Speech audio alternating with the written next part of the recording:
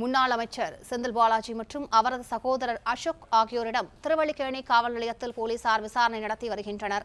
கூடுதல் விவரங்களை செய்தியாளர் கதிரவன் வழங்க கேட்கலாம். கதிரவன், இந்த வழக்கின் முழு பின்னணி என்ன? கதிரவன், தமிழக வெற்றி கழகத்தின் சட்டமன்ற உறுப்பினர்களை பேரம் பேசி ஆட்சியை கவிழ்க்கும் விதமாக குதிரை பேரம் நடைபெற்றதாகவும் கூறி திருவல்லிக்கேணி காவல் நிலையத்தில் இளையராஜா என்ற சட்டமன்ற உறுப்பினர் புகார் அளித்திருந்தார். அதன் அடிப்படையில் திருவல்லிக்கேணி போலீசார் வழக்கு பதிவு செய்து 14 நபர்களை கைது செய்திருந்தார்கள். இதுல அமைச்சர் செந்தில் பாலாஜி மற்றும் அசோக்குமார் மீதும் புகாரானது பதிவாகி அவர்தான் இந்த பின்னணியில் இருந்து இயக்கியதாகவும் குறிப்பிடப்பட்டிருந்தது.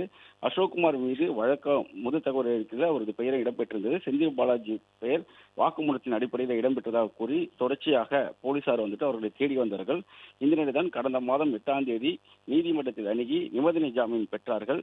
குறிப்பாக காலை மாலை இருவேளையும் திருவல்லிக்கேணி காவல் நிலையத்தில் விசாரணைக்கு ஆஜராகி அவர்கள் கையெழுத்திட வேண்டும் என்றும் காலை 10:30 மாலை 5:30 மணி 2 நேரங்களில் அவர்கள் கையெழுத்திட வேண்டும் என்று நீதிமன்றம் உத்தரவிட்டது. அதற்கான சூரட்டியை கடந்த வாரம் வெள்ளிக்கிழமை கொடுத்த நிலையில 5 நாட்களாக செந்தில் பாலாஜி ஆஜராகி கையெழுத்திட்டு வந்தார்.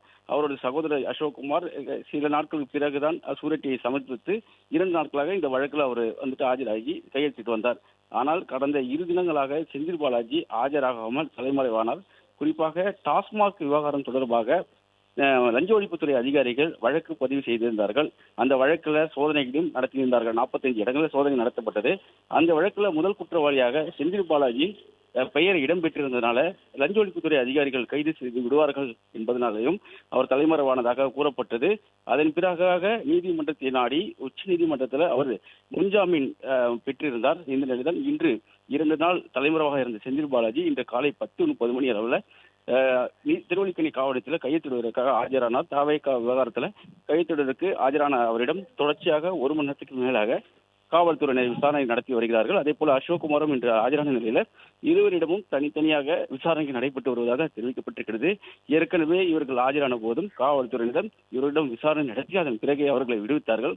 அந்த வகையில் தற்போதும் 1 மணி நேரத்துக்கு மேலாக செந்தில் பாலாஜியிடமும் அவரது சகோதரர் அசோக்குமாரிடமும் விசாரணை நடைபெற்று வருவதாக காவல்துறை தரப்புல தெரிவிக்கப்பட்டிருக்கிறது.